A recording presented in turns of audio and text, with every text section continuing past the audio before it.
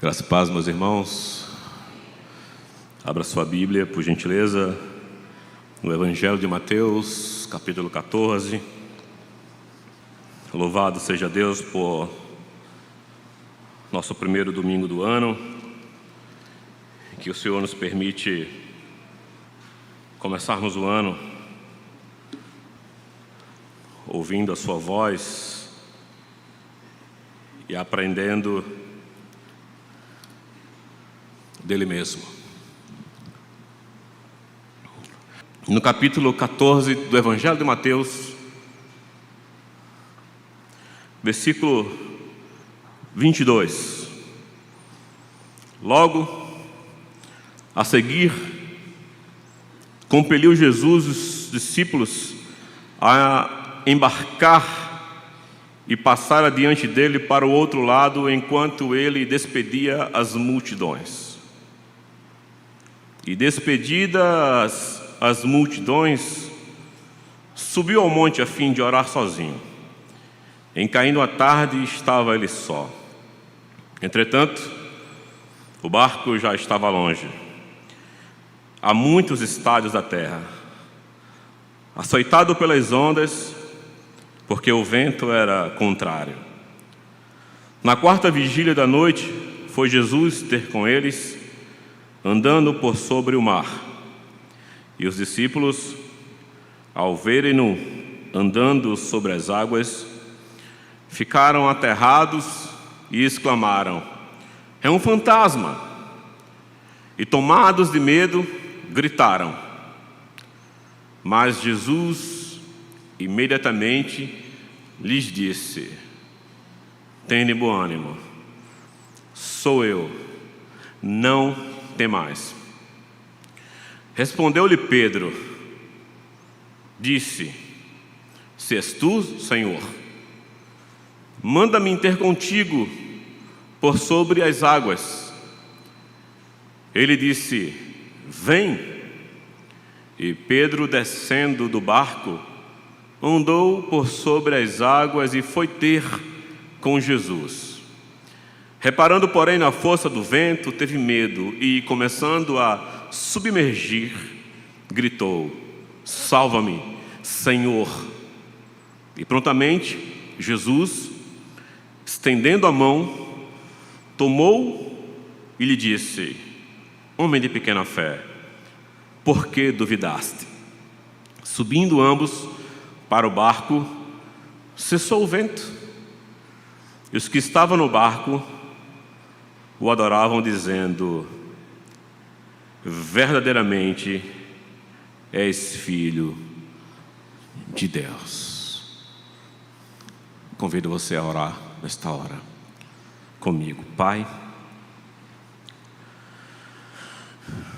eis o texto sagrado lido, uma narrativa sobre ti,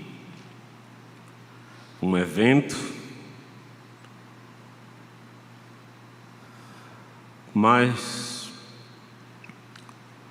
precisamos do Espírito e da vida que há na tua palavra.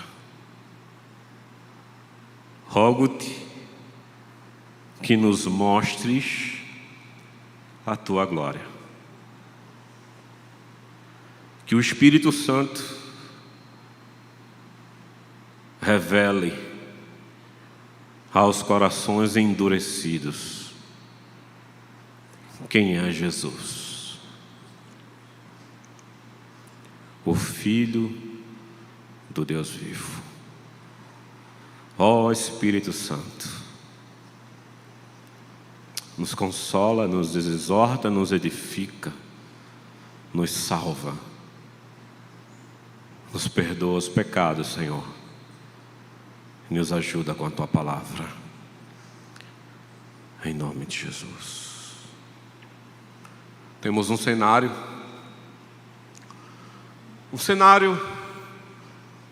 onde Jesus tinha feito a primeira multiplicação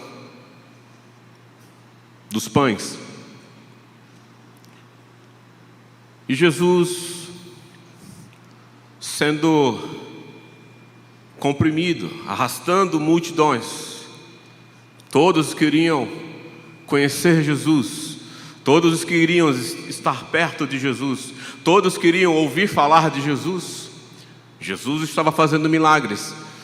Ora, Jesus acabara de saciar a fome. Jesus acabara de fazer um milagre extraordinário.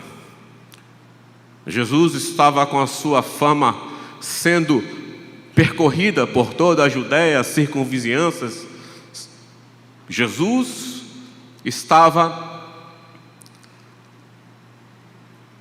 sendo buscado. As pessoas queriam estar com Jesus. Estar com Jesus, estar próximo de Jesus, trazia benefícios físicos, moléstias, curas.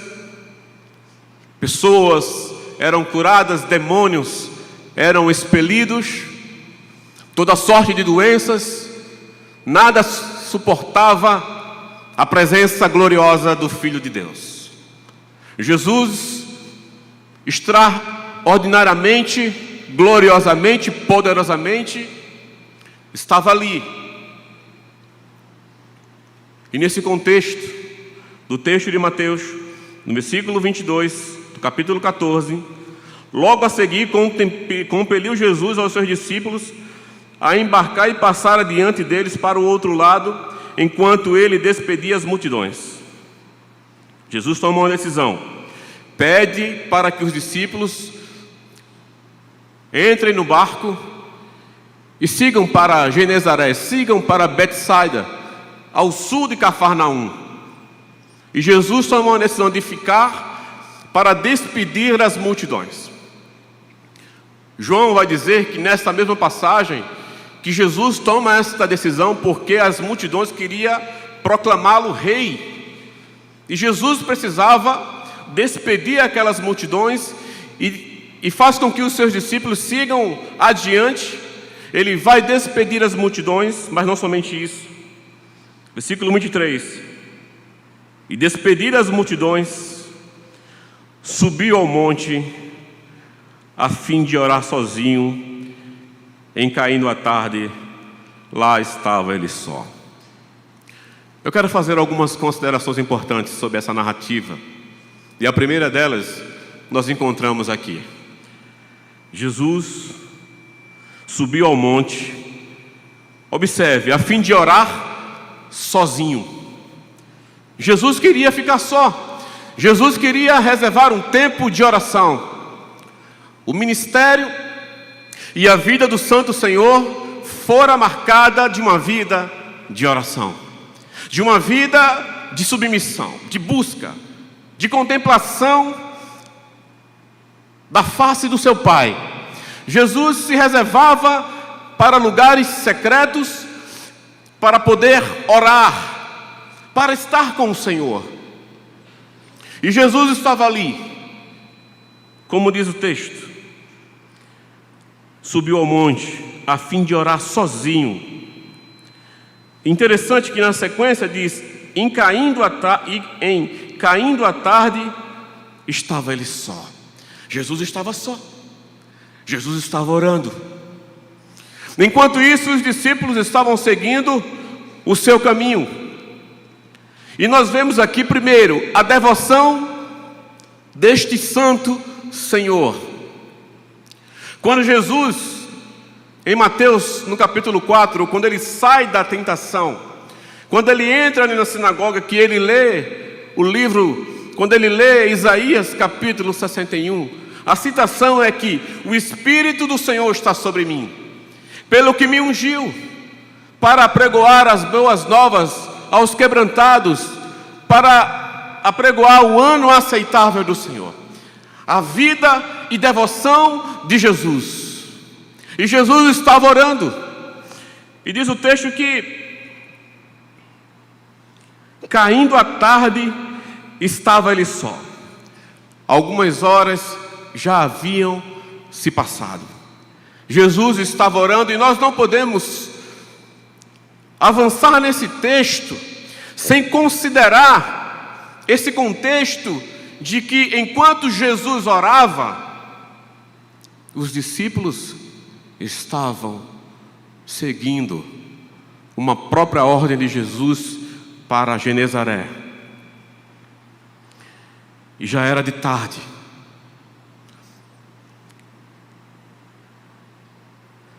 Versículo 24. Entretanto, o barco já estava longe, a muitos estádios da terra, açoitado pelas ondas, porque o vento era contrário. Os estudiosos falam que eles estavam pelo menos a 5 quilômetros de distância da terra firme. Marcos vai dizer que eles estavam no meio do mar. E nós começamos agora a ver um cenário que não é um cenário comum e fácil de lidar, principalmente para homens experientes, para homens que lidavam com a pesca, que eram pescadores, que estavam acostumados com alguns eventos, como um mar agitado. E eles estavam a pelo menos 5 quilômetros. E a gente começa a ver aqui um cenário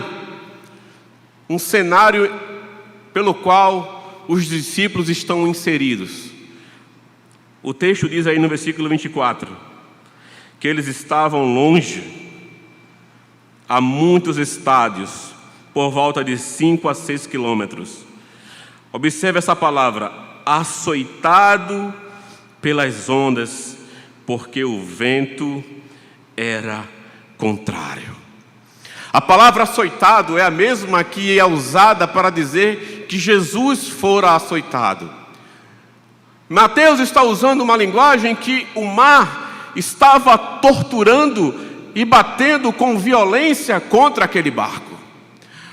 O barco dos discípulos estava sendo açoitado. O mar estava apresentando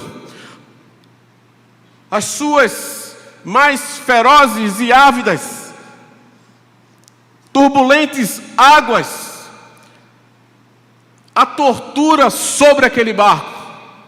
Mas não se esqueça, enquanto este cenário está acontecendo, primeiro, deles estarem no centro do mar. Muitas vezes nos parece que a vida, quando tudo não resta mais a acontecer, nós estamos no centro, no meio da situação. Porque os comentaristas falam que pelo diâmetro deste lago, que eles chamam de mar, esses 6 quilômetros dá justamente no centro deste mar. E o mar estava açoitando, batendo com agressividade.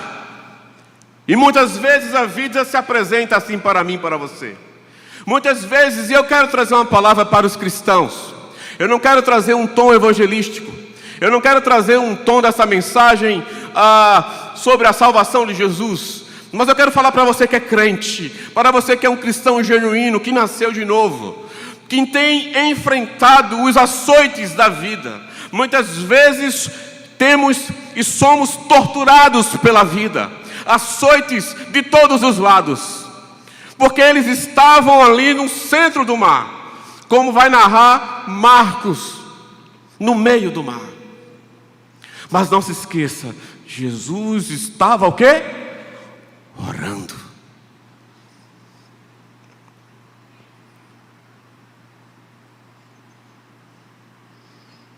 Porque o vento era contrário.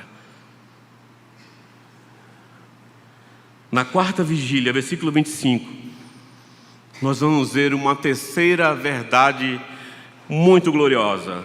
Na quarta vigília da noite, foi Jesus ter com eles, andando por sobre o mar. Meus irmãos,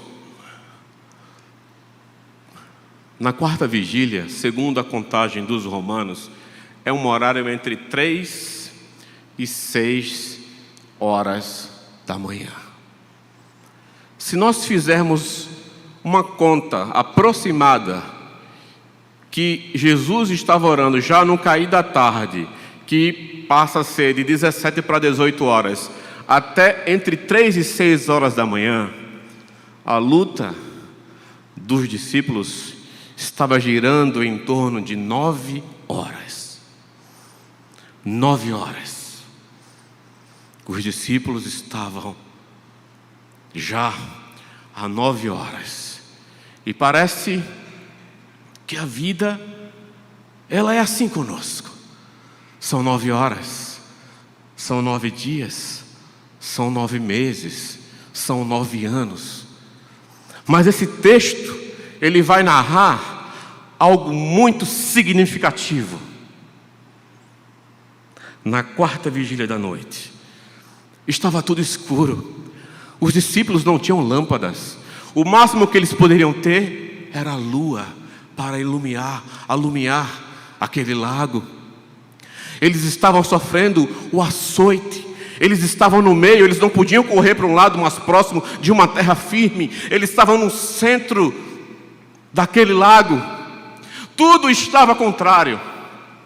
Mas o Santo Senhor, que estava orando,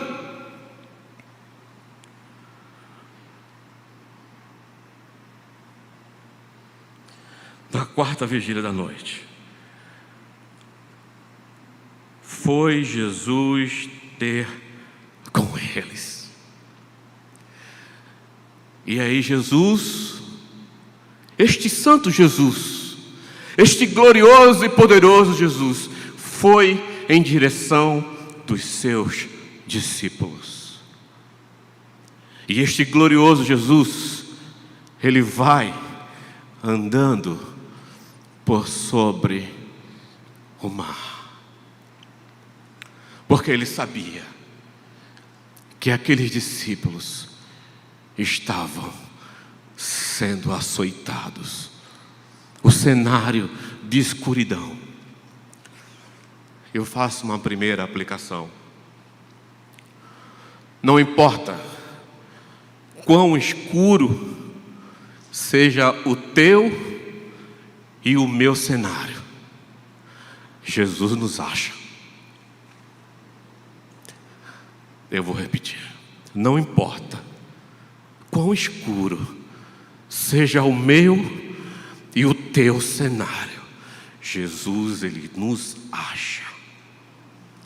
Eles estavam no meio do mar, contra uma tempestade, como diz João. O mar estava agitado. 9 horas de luta. Mas Jesus foi ter com ele.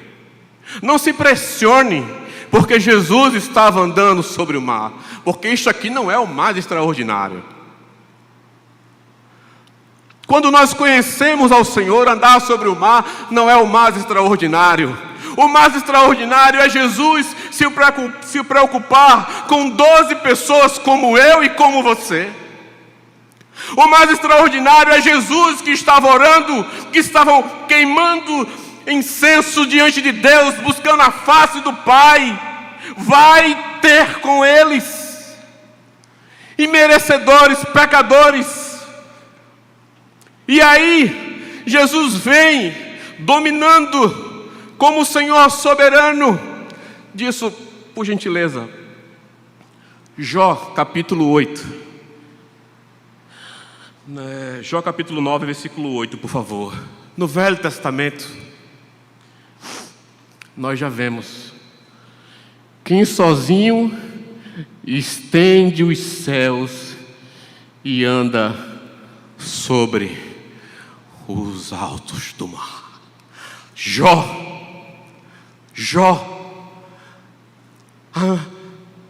lá no Antigo Testamento, já estava declarando que Ele, o Senhor, anda sobre o mar. Que não era qualquer um, mas era o próprio Senhor. E Jesus foi ter com Ele. Jesus ama pessoas. Jesus ama gente. Jesus gosta de gente. é a mulher do fluxo de sangue, é o endemoniado gadareno, os leprosos, esse tipo de gente, os pobres. Jesus é movido de compaixão, de íntima compaixão. Jesus é movido de uma verdade, de uma misericórdia, de uma graça absurda. E Ele está indo em direção aos seus discípulos.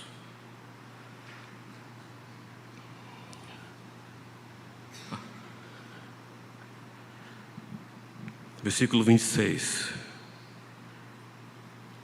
A quarta verdade. E os discípulos, ao verem-no andando sobre as águas, ficaram aterrados e exclamaram: é um fantasma. E tomados de medo, gritaram. A quarta verdade.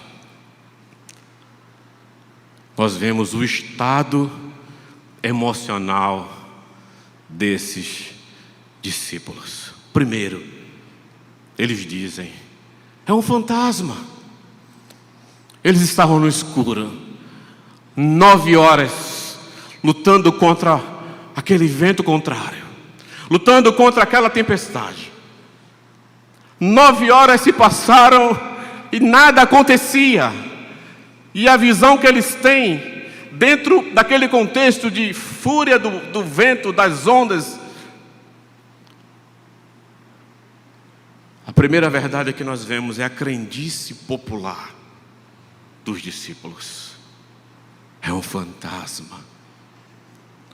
Ah, meus irmãos, nós podemos fazer confusões de quem é Jesus.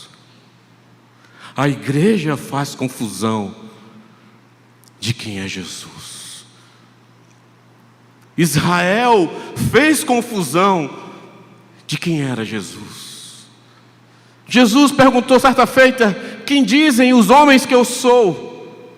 Uns dizem que tu és Elias. Outros dizem que tu és João Batista. E outros dizem que tu és um dos profetas. E vós? E vós? Quem dizeis que eu sou? O Senhor quer saber dos íntimos, dos seus discípulos. O mundo, o Espiritismo, diz que Jesus é um espírito evoluído. O catolicismo diz que Jesus é o filho de Maria, apenas isso. O mundo abre a Bíblia no Salmo 91. Não se nega a existência e vida e obra de Cristo. E vós, igreja, quem dizeis quem eu sou? Quem eu sou? Quem é o Cristo? Quem é Jesus? O que sabemos de Cristo? O que podemos viver e desfrutar da realidade e da plenitude da vida daquele que saiu do monte e foi às escuras atrás de 12 pecadores.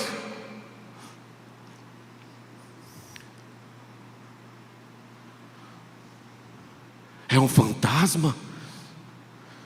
Tem medo de pisar com o pé esquerdo, passar embaixo de escada na sexta-feira 13, ver gato preto, desvia? Parece brincadeira, mas é uma verdade. Medo de demônios, medo de assombração, medo disso e daquilo. A primeira foi a confusão, porque eles não reconheceram quem era o Cristo. Segundo, e tomados de medo. Eles estavam com muito medo. Eles estavam tomados, integrados integralmente, visceralmente, as vísceras, as emoções, o estado emocional, a condição psíquica, a condição emocional, era medo puro nas veias dos discípulos, tomados de pavor.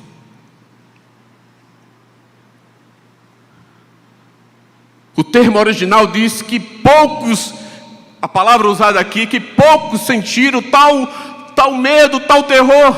Eles só tinham uma certeza: nós vamos morrer, porque nós estamos há 9 horas e agora aparece um fantasma. Se estava ruim, não poderia ficar pior. Observe que o cenário é um cenário muito desconfortável, porque além do medo, diz o texto, gritaram. Meus irmãos, se você, com a graça do Senhor, com a pessoa do Espírito Santo, se aproximar desse texto, nós vamos ver que havia medo, que havia grito, que havia escuridão, que havia cansaço, que havia desesperança. Mas não nos esqueçamos que todas as vezes que eu e você formos tomados pelo medo, formos tomados pela desesperança, formos tomados pela angústia, formos tomados por qualquer tipo de sentimento, nós saibamos que Ele está vindo em nossa direção para nos socorrer. Salmo 46 diz que o Senhor é socorro bem presente na hora da angústia. Ainda que a terra se transtorne e os rios espumejem, Ele ainda está ali conosco. Eles confundem Jesus. Eles estão tomados de medo. E agora existe o pânico, a gritaria, a perturbação.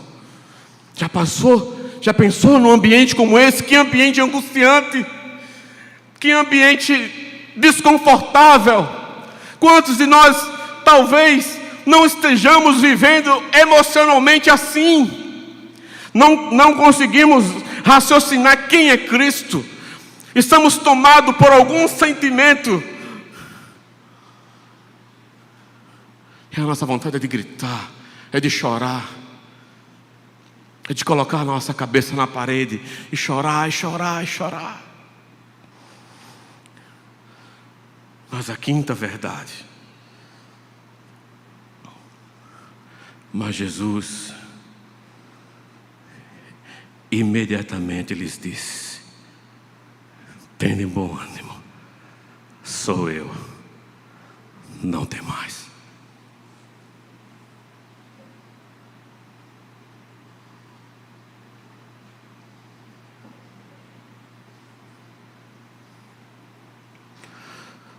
Jesus, conhecendo todo o cenário, libera palavras de conforto. Primeiro, Jesus disse: tende bom ânimo, tende coragem. É a mesma coisa. Tende bom ânimo, tenham coragem. Vocês não precisam ficar desesperados.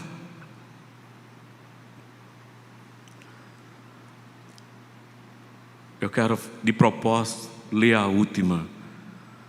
Não temais. E Jesus diz: não temais.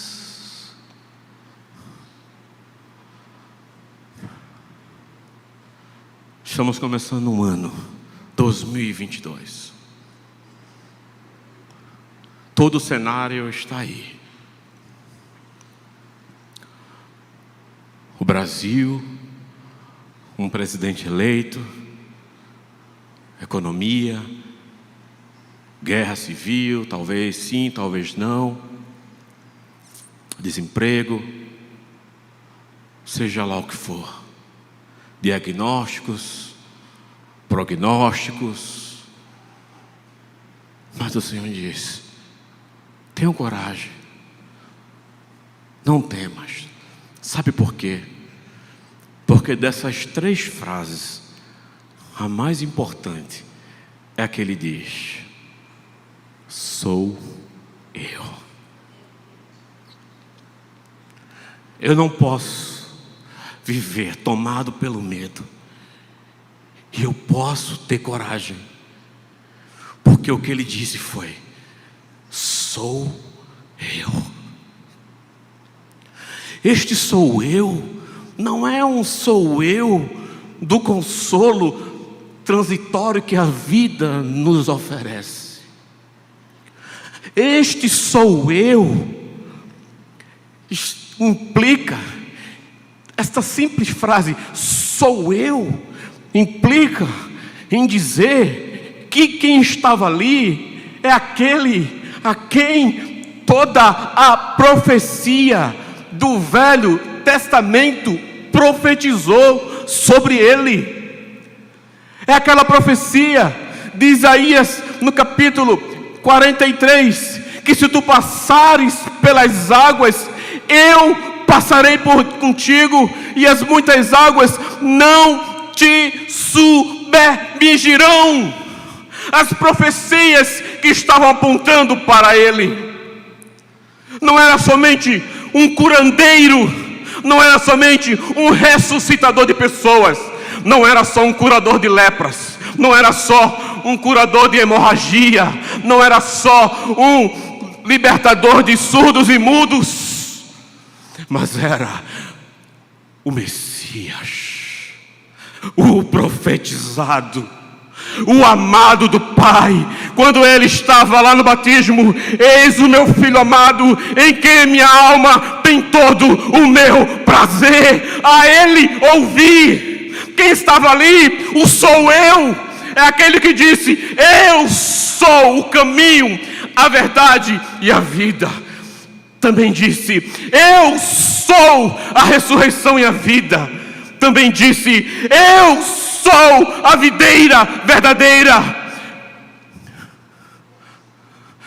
Eu sou o pão vivo que desceu do céu. É este eu sou que está em cima daquele mar. É este eu sou que está aqui nesta noite. É este eu sou que disse: eis que estarei convosco todos os dias da sua vida, até a consumação dos séculos. Ele estará conosco. Nada poderá impedir a presença do Senhor. Não importa o céu escuro, não importa as ondas, não importa os açoites, mas se Ele estiver sobre o mar, nós não precisamos temer. Louvado seja o nome do Senhor.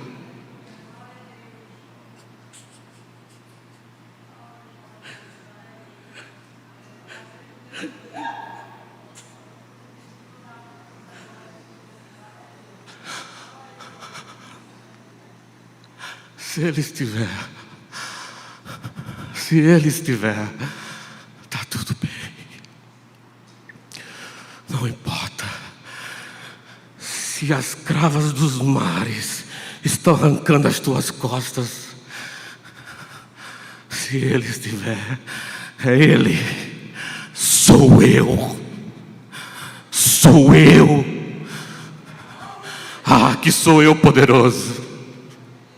Que sou eu de esperança, que sou eu de fé, de expectativa da igreja, que sou eu de satisfação, de gozo, de revelação. Sou eu.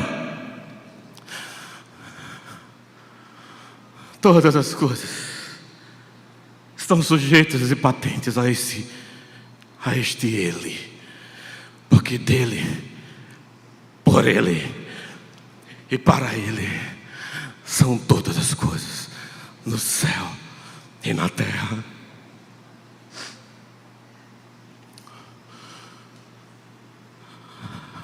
até o final desse ano, muita gente vai ser liberta nessa igreja. Testemunhos vão brotar. Eu estava orando por essa palavra. O Senhor vai curar, o Senhor vai libertar, o Senhor vai trazer esperança. O Senhor está trazendo esperança, o Senhor está fazendo uma obra nova. Eis que faço coisa nova, eis que colocarei um caminho no deserto e rio nos ermos. Eis que faço nova todas as coisas. Por isso que você pode ter bom ânimo. Esse ânimo, nenhum psicólogo vai te dar, respeitando todos eles. Nenhum comprimido, nenhuma terapia. Porque este ânimo, este sou eu, não está ligado a um sentimento ou a uma sensação, mas está ligado a uma pessoa, a Cristo.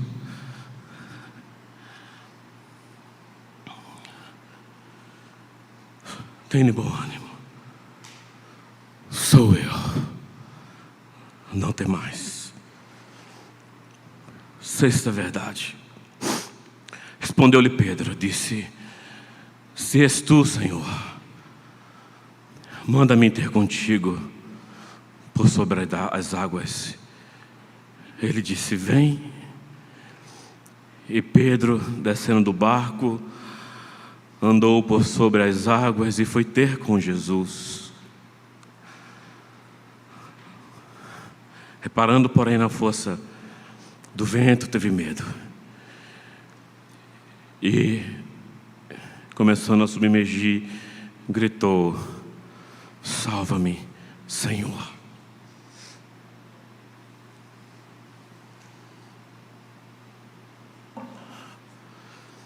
Uma coisa verdadeira nesse texto é que é um pedido que Pedro faz. Se és tu, Senhor, é um pedido duvidoso.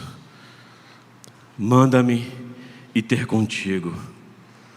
Uma coisa é Jesus ir ter conosco, outra coisa é a gente ir ter com Jesus. Eu não quero fazer as aplicações que se fazem nesse texto. O que eu só quero considerar nesta parte, nesta sessão, é que quando nós andamos de forma incrédula, todas as nossas ações para com o Senhor serão ações que vai fazer com que a gente vá submergir. Tudo aquilo que não provém de fé é pecado. Pedro, reparando na força do vento, na força da tempestade, teve medo. Conhecemos bem o texto. E ele diz, lá no 30, versículo: salva-me, Senhor. A sétima verdade. E prontamente Jesus, estendendo a mão, lhe disse: homem de pequena fé, por que duvidaste? Esse retrato é o retrato do homem natural, mas também mostra o retrato de quem é o Senhor. Senhor, salva-me, eu vou perecer. Esta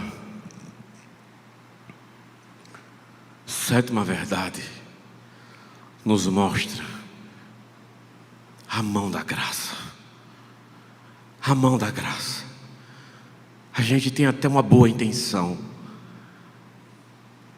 A gente tem até bons projetos. A gente até elabora bem as coisas para com Jesus. Mas a gente não dá conta. Porque no meio do percurso, a nossa fé é pequena. Pedro disse em outra feita: Senhor, eu vou morrer por ti, Senhor. Que isso? Eu vou morrer por ti. Não, você vai me negar. Não, é você mesmo. Então a gente é esse ser humano pretensioso. Jesus permitiu para nos mostrar nessa passagem que as mãos da graça de Deus estão estendidas. Porque, meus irmãos, note bem, nesta passagem o texto não está retratando o livramento de um afogamento. O texto está retratando aquilo que está escrito em João 3,16. E Deus amou o mundo de tal maneira que deu o seu único Filho, para todo aquele que nele crer não pereça, mas tenha a vida eterna. O texto está retratando que as mãos salvadoras do nosso Senhor estão estendidas para nos buscar no mais profundo abismo que a vida e o pecado nos levar. Que as mãos do Senhor sempre vai nos socorrer no meio das aflições que a vida nos apresentar. Versículo 32. Subindo ambos para o barco, cessou o vento. Se parássemos aqui, poderíamos até ficar de pé. Não. Até então, tudo que eu lhes disse ainda não é o mais importante, porque o mais importante está no último versículo. Por quê? Porque Jesus operou toda esta obra. Porque em Marcos, no capítulo 4, que é a mesma passagem com detalhes diferentes, por gentileza, Disson, Marcos capítulo 4, versículo 52.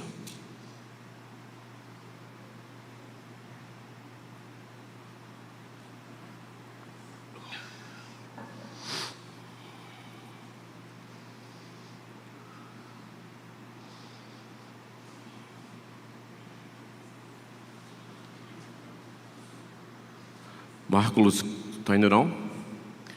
Marcos 4, 52, perdão, Marcos 6, 52.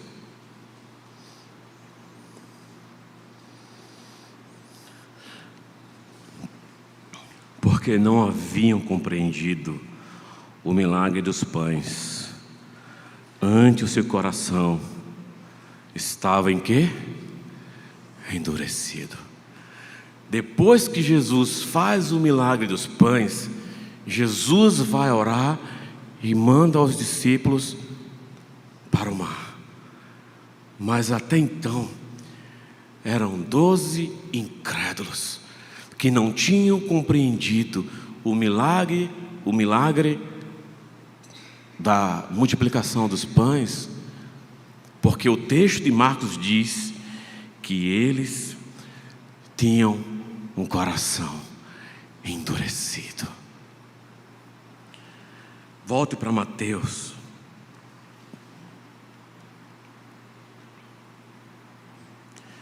O resultado desta obra é que os que estavam no barco o adoraram, dizendo: verdadeiramente és Filho de Deus. Porque até então o coração dos discípulos estavam endurecido. Mas todo este agito, açoites, 9 horas de luta, escuridão. Se nós temos 9 horas de lutas, nós também temos 9 horas de oração de Cristo. E Jesus estava orando para ter este resultado. Verdadeiramente, tu não és mais um fantasma. Não. Tu és o Filho de Deus. Tu és o ungido, o Messias, aquele que foi profetizado. Quem é Jesus para você, meu irmão e minha irmã? Os discípulos creram nesta obra que ele era o Filho de Deus. E o que foi que eles fizeram? Adoraram aquele que é digno de receber todo O louvor e toda a adoração. Tu és o Filho de Deus. Respondendo à pergunta de Mateus, quando eu lhes disse que quando Jesus perguntou: quem dizem os homens quem eu sou? Uns dizem que tu és João Batista, outros dizem que tu és Elias, outros dizem que tu és alguns dos profetas. E Jesus pergunta: em vós, quem dizeis que eu sou? Pedro diz: tu és o Cristo, o Filho do Deus vivo. Jesus: espera aí, Pedro, calma, para você não transpirar soberba. Não foi carne ou sangue quem te revelou, mas o Pai que está nos céus. Isso não provém de homem. Isso não provém de seminário. Isso não provém de pastor, mais graduado que ele seja. Saber quem é Jesus, somente o Pai pode revelar. Saber que Jesus é o Filho de Deus, somente o Pai, somente o Espírito. Então, meu irmão e minha irmã, tem de bom ânimo. Não tem mais. Sou eu.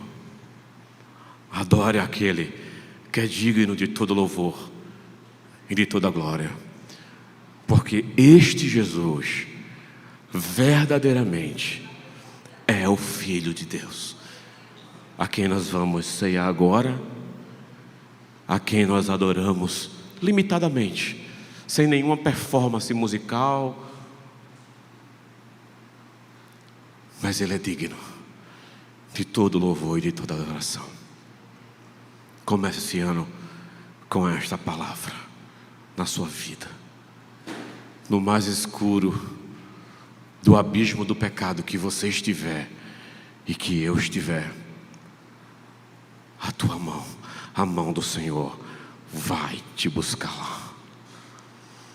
Se você é um eleito do Senhor, se você é um escolhido de Deus, o Senhor vai te buscar.